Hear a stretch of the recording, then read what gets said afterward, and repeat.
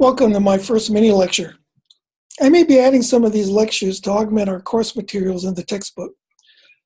Learning different theories of personality can be used as tools in helping us to understand what makes people tick. When you meet a person for the first time, you probably experience a process that has you internally reflect on the personality characteristics of the person. In your mind, you ask questions like, what is he or she like? Does this person have similar beliefs as you? Will this person like you? What kinds of values does this person have? These questions are common and they help in attempting to understand who this person is and how this person may or will affect the relationship that is beginning to be established. Many of these questions are initially answered through your perceptions. Perceptions are based on our senses. Our senses include our vision, hearing, tactile, touch, and smell. For example, let us pretend that you have met a person for the first time that looks to be about 55 years in age. You see that the person is a male who is wearing a stained white t-shirt, an old pair of jeans with holes in them, has about a 4-day beard growth, and a head of graying hair that is not groomed. You notice that the man is wearing an old pair of shoes with no socks. You also smell a distinct body odor, reflecting a lack of proper hygiene. You introduce yourself and he answers in a timid voice, informing you that his name is Bob. Based on your initial perceptions of this person, you start making inferences about him. Before you obtain any additional information about Bob, you may have already made decisions on Bob's character, his values, his social status, and whether both of you will be able to relate to each other. Your initial perceptions influence your inferences about Bob. Your inferences are your assumptions about Bob's personality characteristics. These inferences begin to develop your beliefs about Bob and will most likely affect the way you interact with him. In our example, it's not important who Bob actually is or what his economic status is. What is important is the understanding that inferences are often made based on our own initial perceptions. How we react to Bob is really based on our individual perceptions of Bob and our comfort level with what personality characteristics we perceive him of having. Many of us believe that our initial inferences about people are usually correct. However, when we find through continued communication and interaction that our inference about an individual is totally incorrect, we become surprised and we wonder how we could have been mistaken.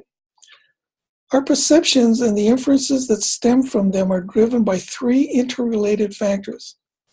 One is based on our experiences in life. The second is what we have learned from those experiences. The third factor is what is sometimes referred to as our implicit personality theory. We all have this implicit personality theory, which is a label for our personal common sense knowledge of what makes people tick. Our experiences and our learning create this theory. In summary, our perceptions trigger inferences about people. These inferences are influenced by our experiences, our knowledge, and our implicit personality theory.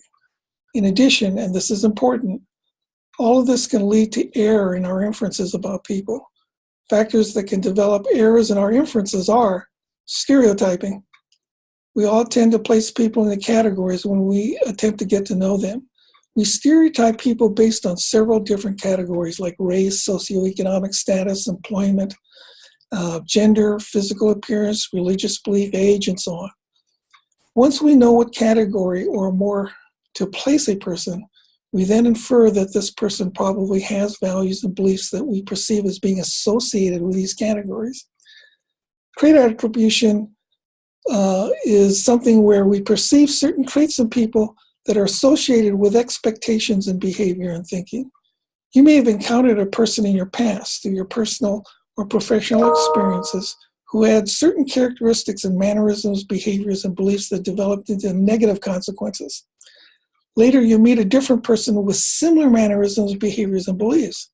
Your first reaction might be the fear that you are going to encounter the same negative consequences with this new person. This is an example of trait attribution. Implicit personality theory, again, are common sense ideas about people. What motivates their behaviors and beliefs may not always be based on fact. We all have unique characteristics that may interfere with common stereotypical expectations of our behavior based on one or more of our assigned categories. Because we share certain traits with other people does not automatically guarantee that we will have the same values, motives, or behaviors. Many people do not fit into common sense expectations. We all tend to stereotype people, use trait attribution, and employ our implicit personality theory in one level or another. However, the person who realizes this fact and understands that they may lead to error is a better communicator and experience fewer errors in the inferences that they make. We do this through a more careful examination of people prior to making conclusions about them, avoiding snap judgment decisions based on our inferences and allowing time to get to know the person better before making conclusions often lead to better perceptive abilities.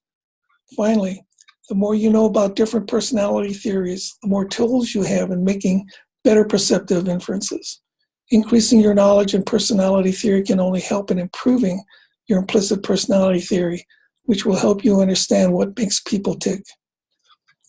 In addition, getting a better understanding of your own personality can assist you in understanding the personality of others. I hope you enjoyed this little talk.